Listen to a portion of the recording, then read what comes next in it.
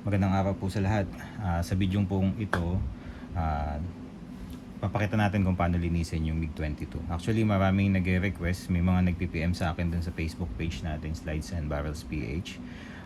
Baka pwede daw natin ipakita kung paano linisin dahil marami na rin nakabili ng rifle na ganito, MiG-22. At congratulations po sa inyo, nagkaubusan nito. At maswerte tayo sa mga naunang nakabili dito sa napakasulit na rifle ng Arms Corps, Rock Island Armory MiG-22. So safety check muna po tayo. So kung makita nyo, naka-chamber plug naman siya.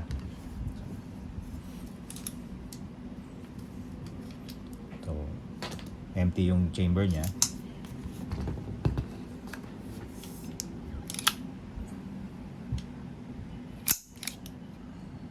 So walang magazine, empty chamber.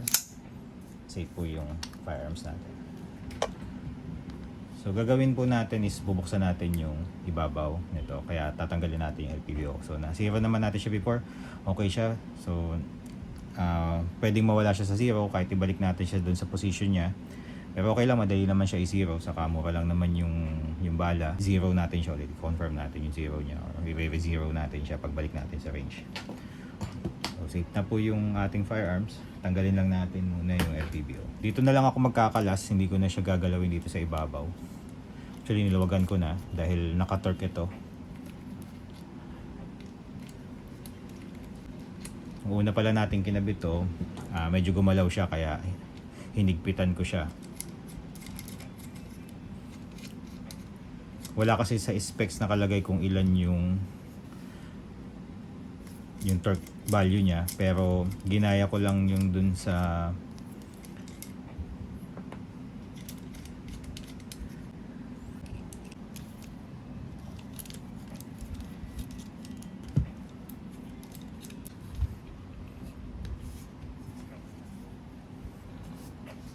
handguard.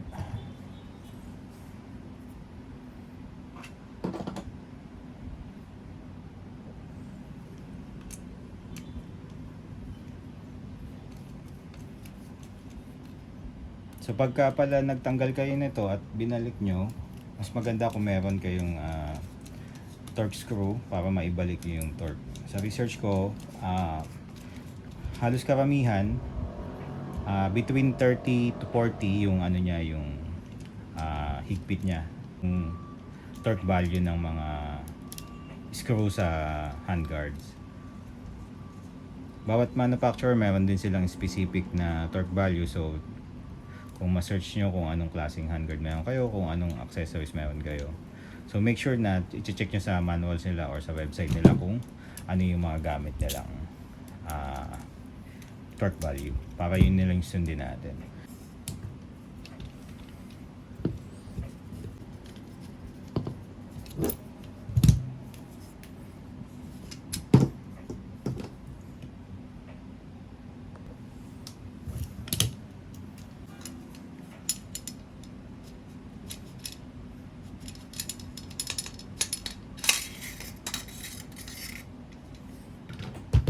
Ito yung handguard natin.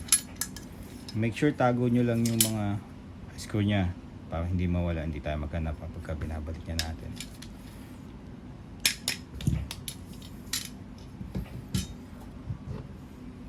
So ito yung tsura ng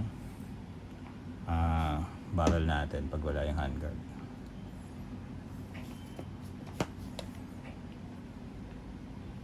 So dyan lang siya nakakapit yung screw.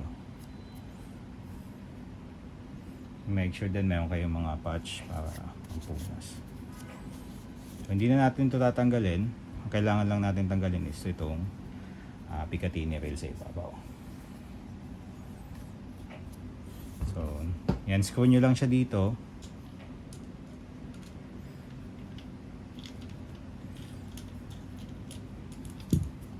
Matatanggal nyo itong Picatinny rail.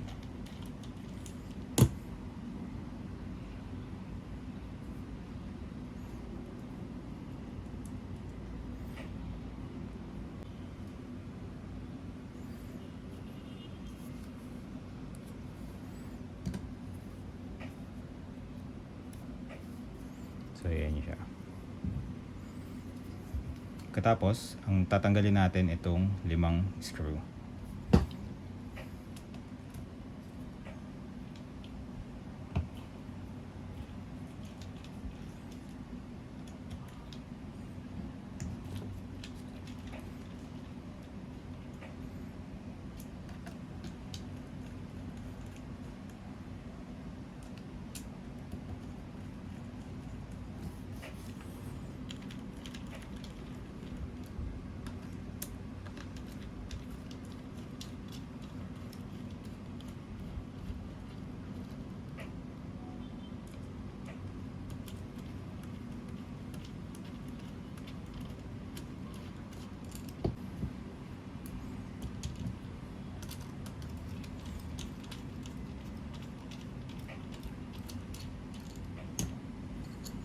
Tanggalin din pala natin tong charging handle.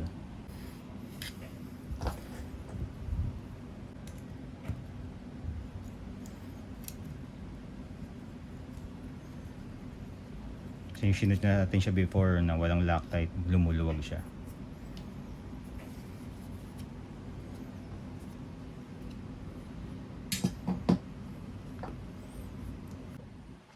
Lagyan natin ang ganito para mas madali.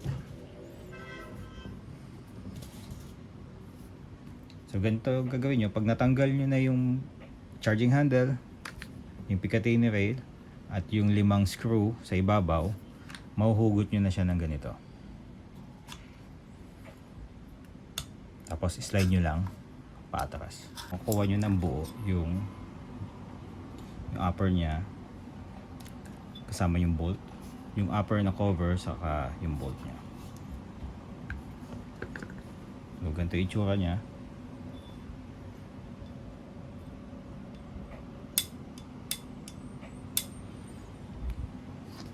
Mas maganda punasan lang natin yung part na to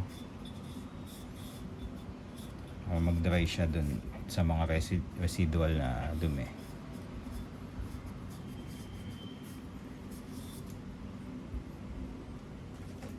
Okay, yung brush, pwede yung brush.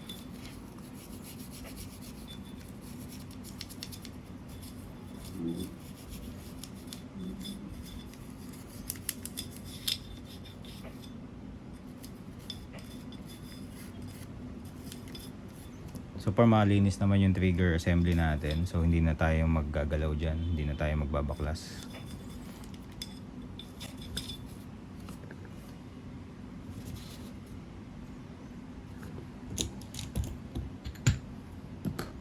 Paano natin kalasin to? Iangat lang natin doon.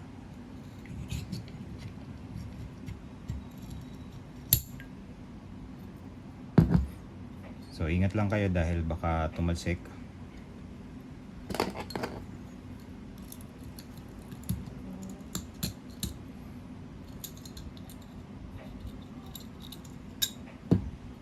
Yung spring.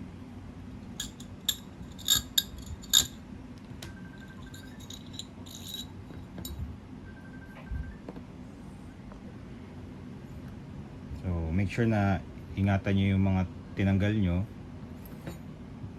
Tapos reverse order lang pagbabalik. Pero ito yung bolt natin. So nakita nyo madumi. Nilinisan natin yan.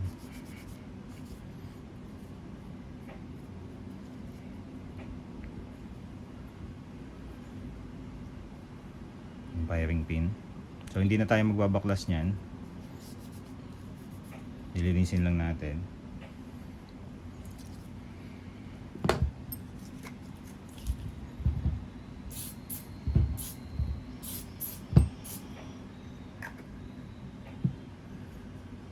Make sure marami kayong patch. So yan, babaran lang natin siya ng sandaling oras at focus muna tayo doon sa ating barrel. Gagamitin natin siya ng hops number 9 at nitong itong cord na ginagamit sa barrel. Meron tayo nung ina-attach dito para mailagay natin yung patch or yung cleaning cloth.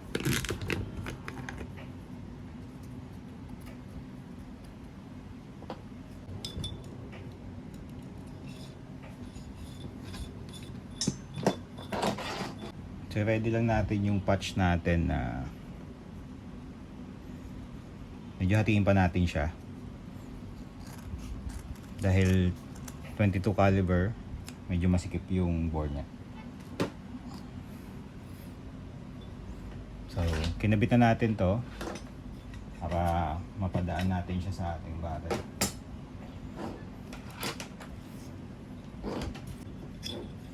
Gagawin natin is lagyan natin ito ng solvent. So ang purpose is mapalambot natin kung ano mga residue nandun sa loob ng barrel natin. So in that case, hindi natin na kailangan brushin ng todo or gamitan pa ng copper brush.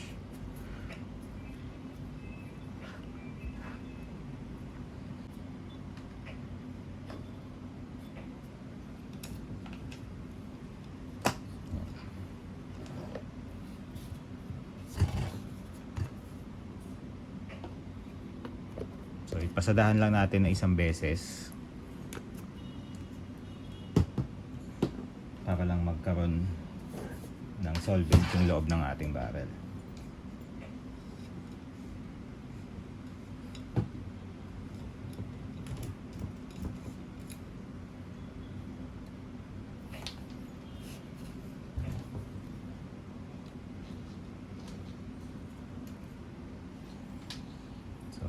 Nalagyan na natin yung loob ng barrel. Hintayin lang natin kasi mag-work siya. Palalambutin niya yung kung ano mang residue na nandun na iwan sa loob bago natin i-run yung nylon brush.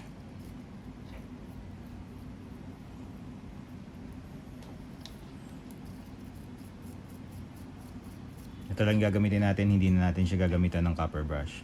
So padadaanan lang natin siya nito later. Bago yon, balikan natin yung bolt kasi hintayin natin mag-work muna yung solvent sa loob. So focus muna tayo dito sa bolt, linisin natin siya. So earlier nilagyan na natin siya nung all-purpose na oil, yung universal oil. Ayun din yung pang ginagamit ko ng panlinis. So idadry na lang natin siya. Pwede rin natin i-brush para lumabas naman kung gaano kadumi yung 22 LR na Vapefire.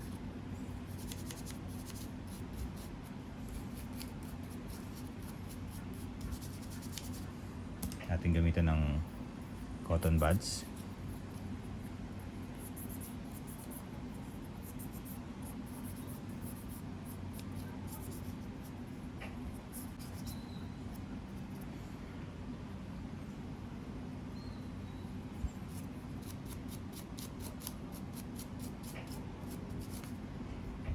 Makita nyo yung nagpa-function yung firing pin. Ayan.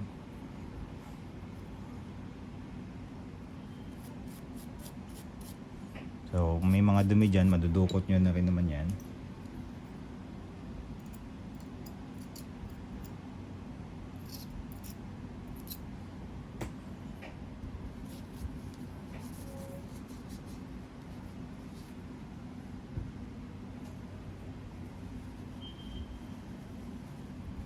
Then idadry nyo lang siya.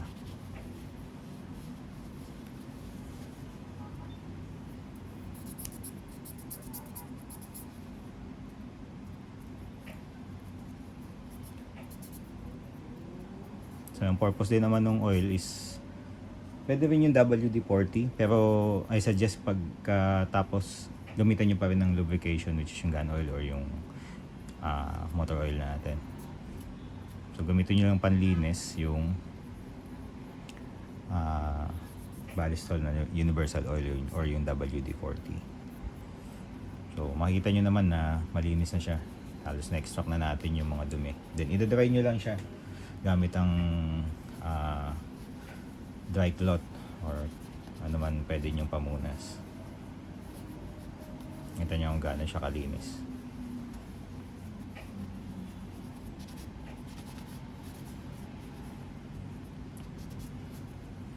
Kung mapapansin nyo, ayan, so Sobrang linis na niya.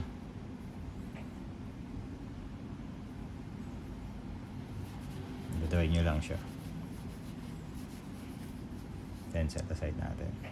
So linisin na rin natin yung cover kasi may mga residue din dyan. I-brush lang natin.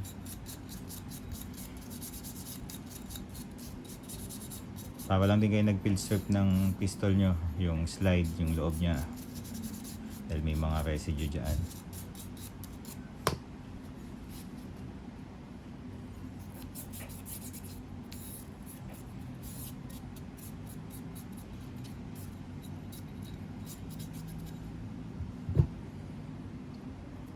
Yung sa may housing nya, sa loob ng lower receiver nya. Babash nyo lang. So far yung trigger natin malinis siya. Dukutin lang din natin siya ng cotton buds.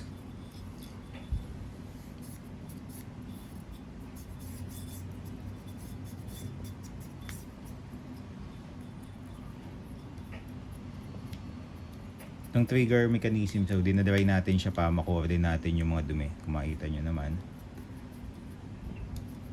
Pero ilulubricate na natin siya bago pa natin siya i-assemble ulit. Papatakan lang natin yung mga touch points na nandun, yung mga magkakadikit na something doon na gumagalaw na nagkakaroon ng friction.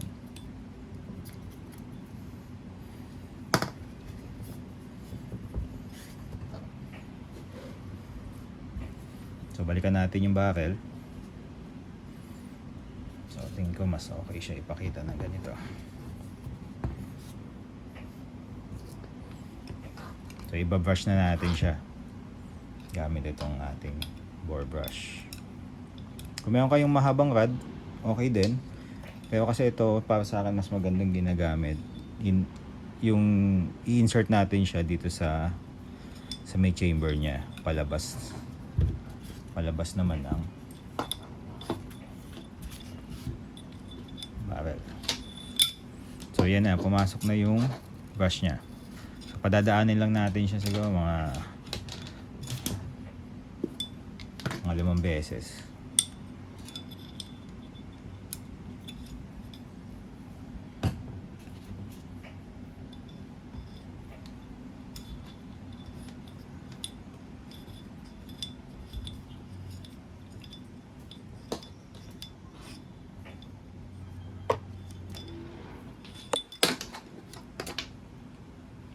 Babrush na siya mag-isa dyan sa loob. Yan.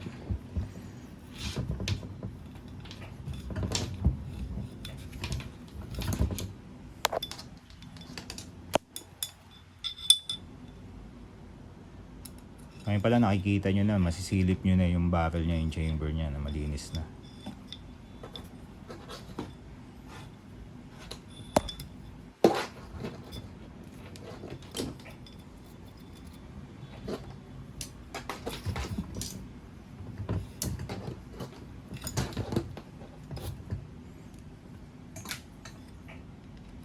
So para sa akin maganda one direction lang.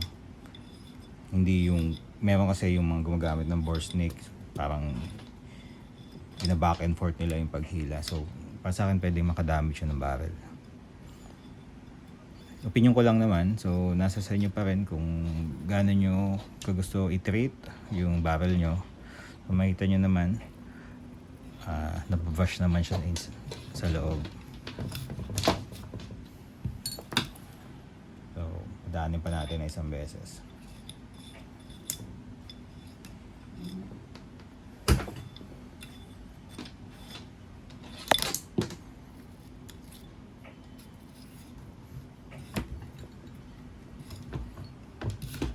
So since na-brush na natin, ang gagamitin naman natin ngayon is yung isang attachment doon sa ating bore brush na yung cloth nya para ma-dry naman natin yung mga excess solvent sa loob. So first yung pinatakbo natin yung sa loob yung solvent with the patch.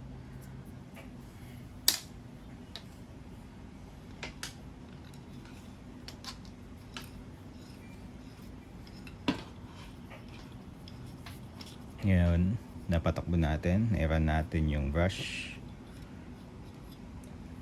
Final step is yung i-run na lang natin tong dry cloth para kumbaga mapunasan ng maayos yung loob ng barrel. So makita nyo, nakuha nyo yung mga dumi.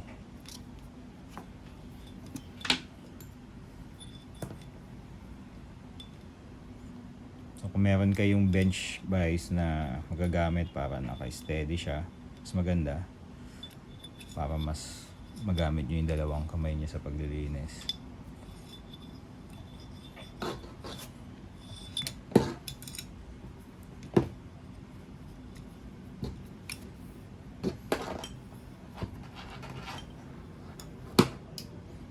So ito yung pangalawa. Siguro mga 3 beses okay na. Malinis na yung barrel natin.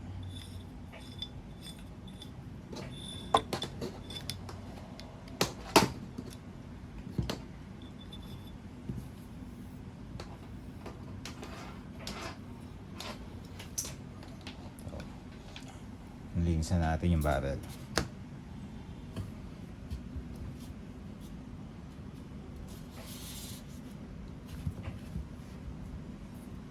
Yung mga extra cloth pa natin, gamitin na natin para matanggal yung mga excess na chemicals na pumatak sa loob.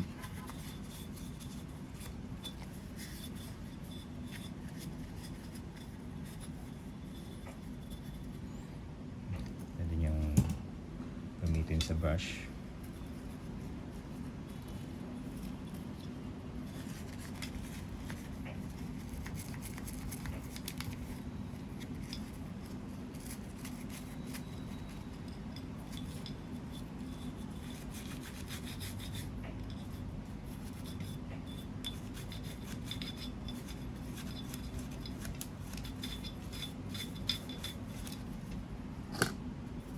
Ayan, malinis na siya.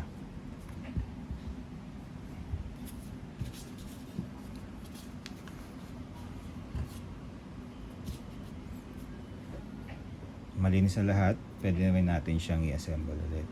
Pero bago yon, sabi ko kanina, ilulubricate muna natin to. So, dadrop lang natin ng oil. Dahil hindi na natin siya ma-access pagka nakasarado na siya. So, may nagpi-friction na part lang.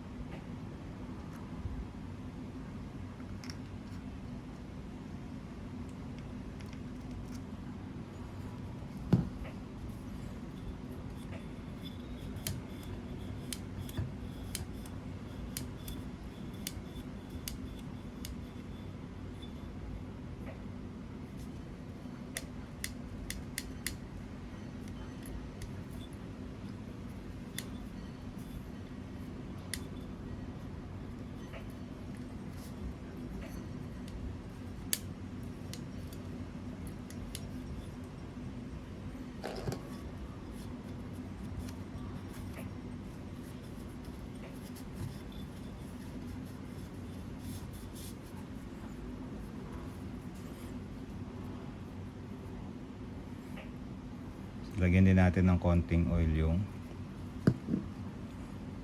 sa may chamber niya. Wala siyang feed ramp pero yung gilid lang niya lalagyan lang natin para lubricate lang din siya. Maiwasan din yung mga kalawang dahil still yung barrel natin.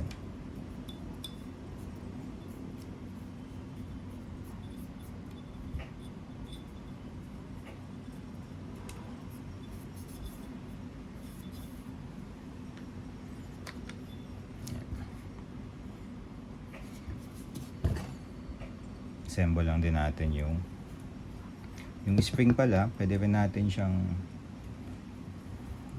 lubricate lang din, manipis na oil na ilalagay nyo dun sa patch.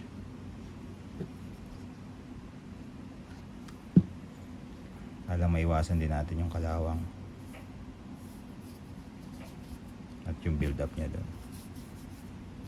So make sure lagi na gagamitan nyo ng dry na patch para manipis lang yung maiwan na oil dun sa mga components na nilalagay natin ng oil, nilulubricate natin. yung rod.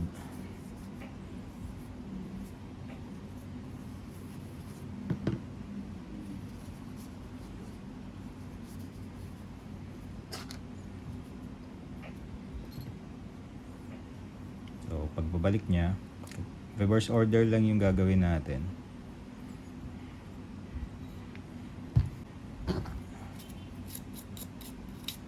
Mapapansin nyo may mga metal na residue siya doon dahil yung mga nagkikis-kisang bakal dyan sa loob pag kinakasa.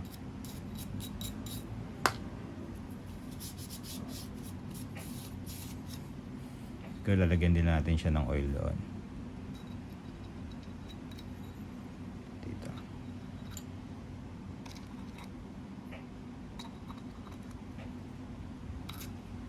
Then oil din natin yung loob niya. Gamitan lang din natin siya ng Q-tips para maikalat.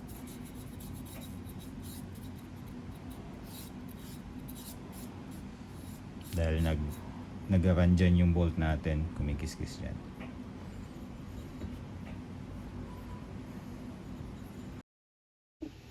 Isingit natin yung tamang way kung paano natin maibalik yung bolt dun sa top cover niya.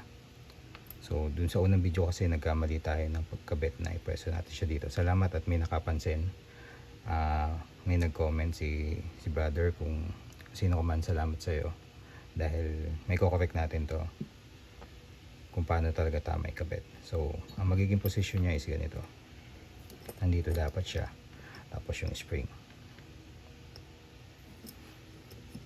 Pero nakataob siyang ganyan dito sa top cover. Hindi rin natin siya maipapasok na ganun kung paano is ganito dapat siya. Ito yung rod. Next yung bolt. At yung bronze na magagay dun sa rod. At dito yung spring.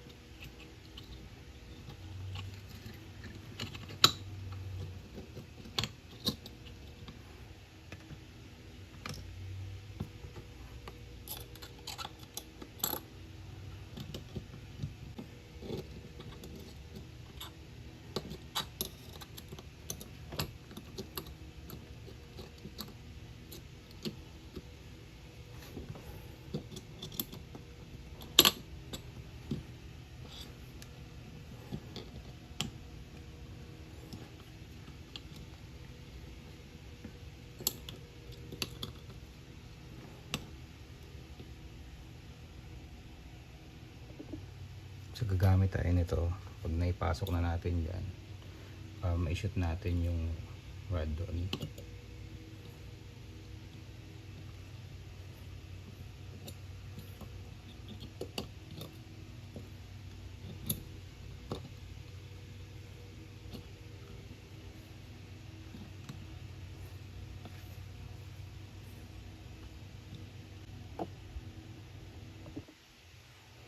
So dapat ganito yung alignment niya. Salamat sa iyo bro, at napansin mo yung error na nagawa natin. So may time tayo correct yun. So mali siya na siya.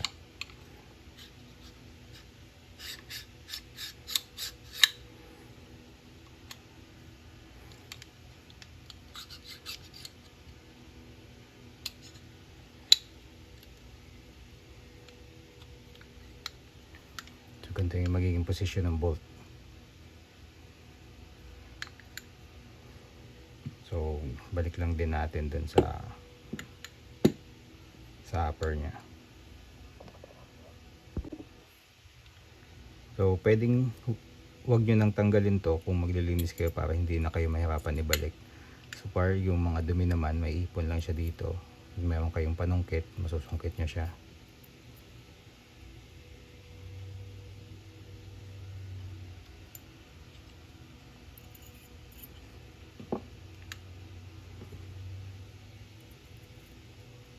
Kaya nyo sungkitin siya dito kung meron man dumi. So yung firing pin matetest nyo naman kung gumagana. So yun siya.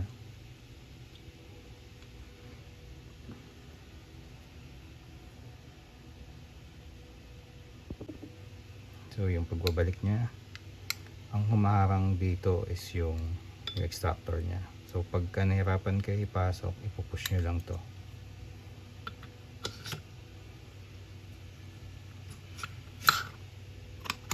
Yan. Tapos screw nyo na. 5 screw sa ibabaw.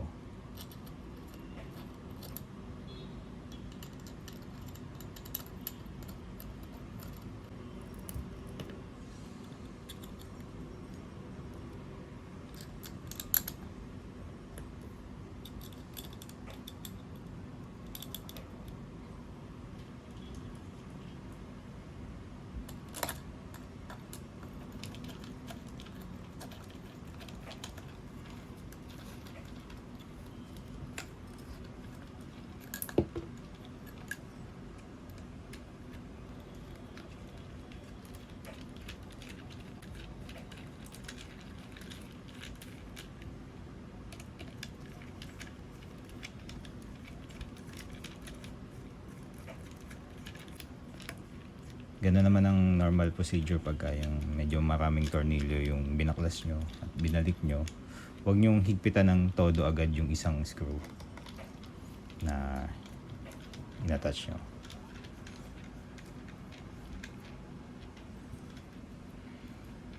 So pagka yung sumagad lang siya, okay na muna yon hanggang sa maikabit nyo lahat.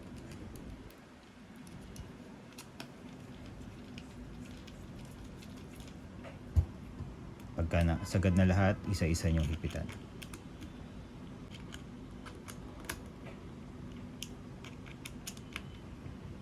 Yung niluwagan natin siya kanina, hindi naman siya ganun kahigpit. Kaya parang babalik lang din natin siya dun sa ganung stage niya.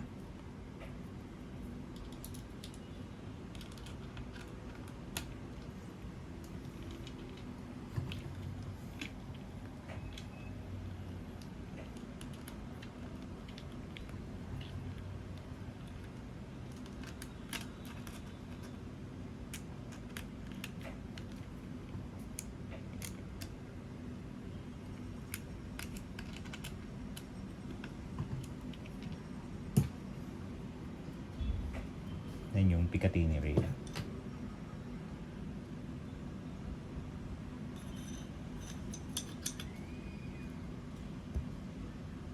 So 3 screw siya. So reverse order lang pagka may binaklas kayo at binalik.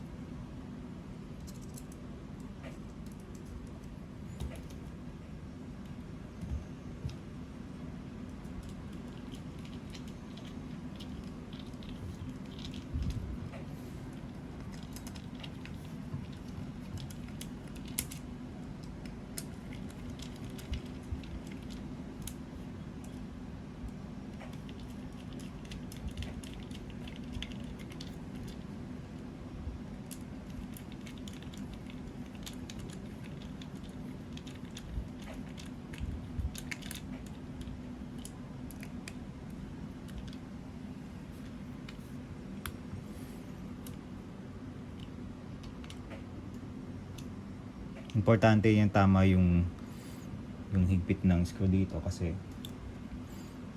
diyan nakakapit yung scope nyo or yung red dot nyo or yung LPBO. Dahil konting kilos lang nun, pag gumalaw siya or malug siya, magbabago din yung tama nyo. Kailangan nyo siyang i-zero ulit.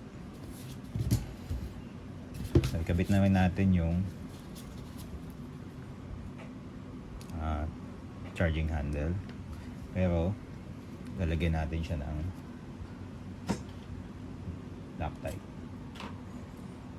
dahil pag pumuputok tayo nag-reciprocate siya, di ba? Maatras siya.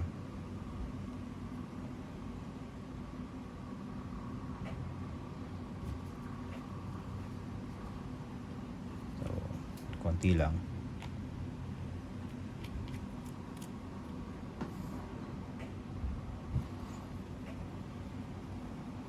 Lalagyan lang natin yung dulo niya. Gagapang naman siya papasok.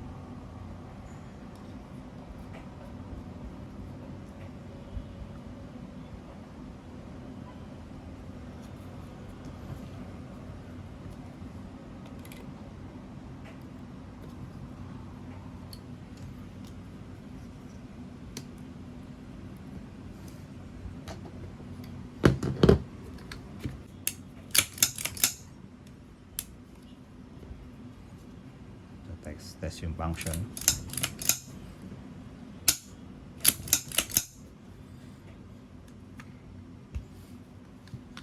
So bago natin ibalik yung handrail, lagyan din natin ng light coating yung barrel natin. Kasi alam niyo naman, humid dito sa atin. Masyadong yung moisture sa hangin, pwedeng kalawangin siya. So kung bukas na rin naman siya, naka-expose naman yung barrel natin, i-wipe na rin natin, remove natin yung excess na dirt nya, tapos lagyan lang natin ng oil.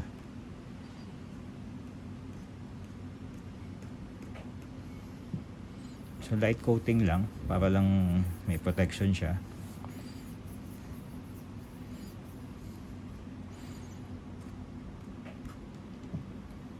Hindi naman siya yung katulad ng barrel ng pistol na kumikiskis siya dun sa slide. So ang purpose lang natin ng lubrication is para hindi siya kalawangin. And remove lang din natin yung excess oil.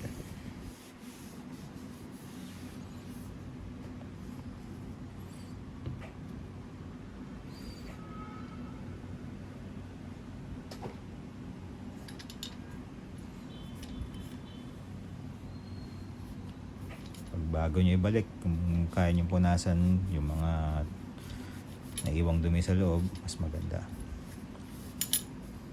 Habang nakabukas siya, mapupunasan natin.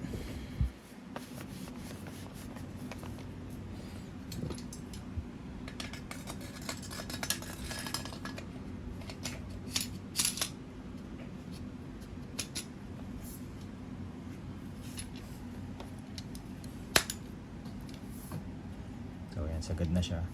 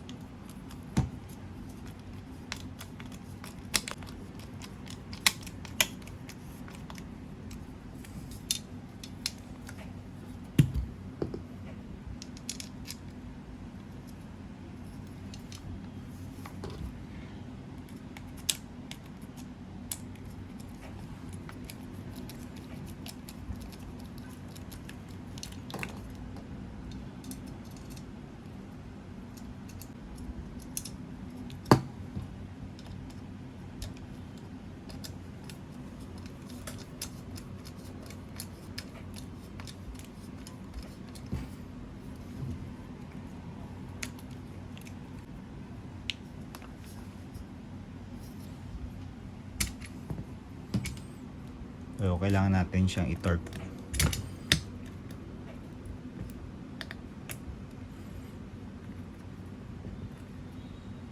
Para makasigurado tayo siyang hindi mag-rotate. So sa research natin, between 30 to 40. So at least gawin lang natin mga 32, 33.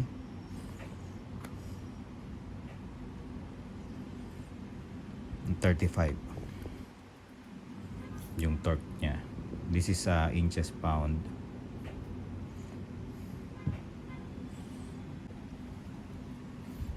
So ito torque natin siya sa 30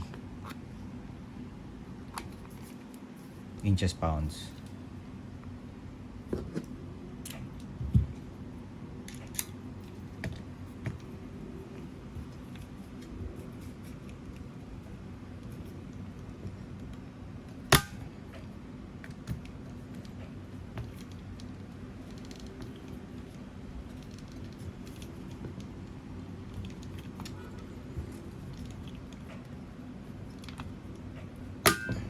Pag nag-click na siyang ganon, ibig sabihin, na-reach na natin.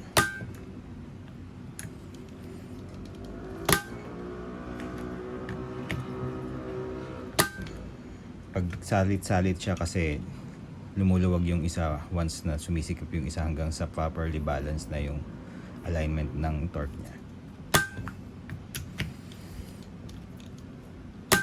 Okay. So proper na yung torque ng handguard natin, ay balik na natin siya.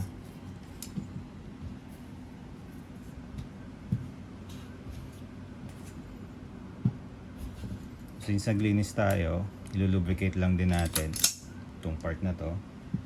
Dahil yung ibabaw natin, lalagyan natin siya ng oil bago natin siya binalik dahil hindi natin siya ma-access. So dito lang natin siya lalagyan ng oil. Nakita niya nag-run yung oil dahil talagang kumikis-kis siya doon.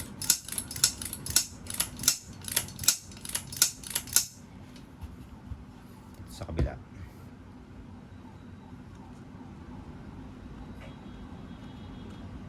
Iwasan din natin sobrang oil niya. So, pagka proper na yung oiling niya, mararamdaman nyo naman pagka niwarak nyo yung charging handle. So, maganda yung dulas niya. Smooth siya.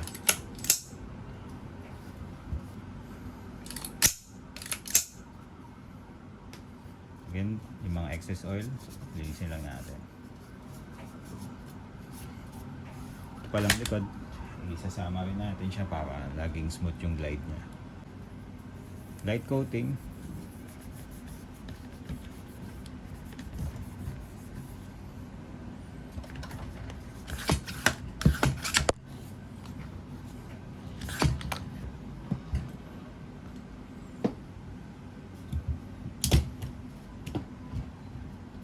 Malinis na yung MiG-22 natin.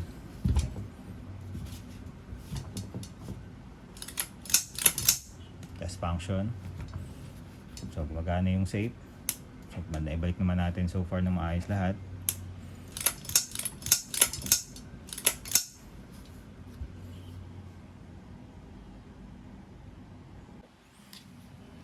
Test natin using the dummy rounds.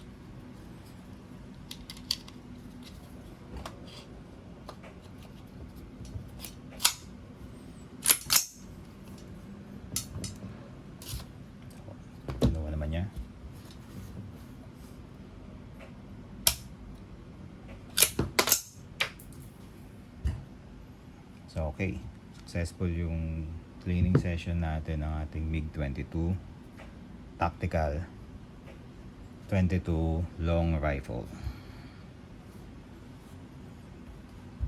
Meron kayong suggestion kung nilinis nyo din yung mga unit nyo at meron tayong na-miss na mas maganda sana gawin na hindi natin nagawa, comment down below para matutunan nating lahat. Matutunan ko, matutunan ng mga other viewers natin. So, ibalik lang din natin yung sight natin. Yan, naka-angle to 45.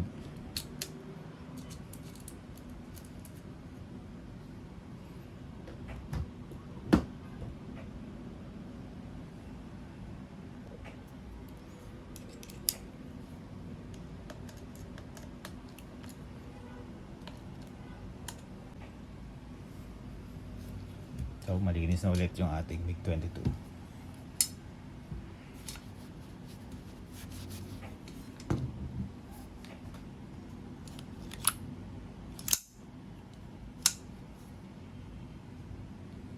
Dagdagan natin ng oil yung sa ilalim ng bolt niya.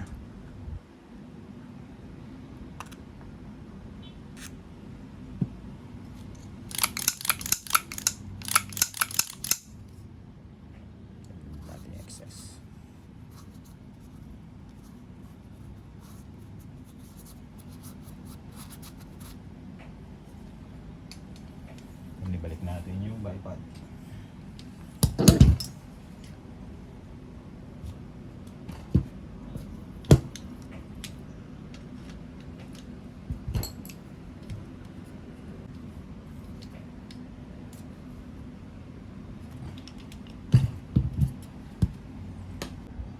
maraming salamat po sa inyong panonood.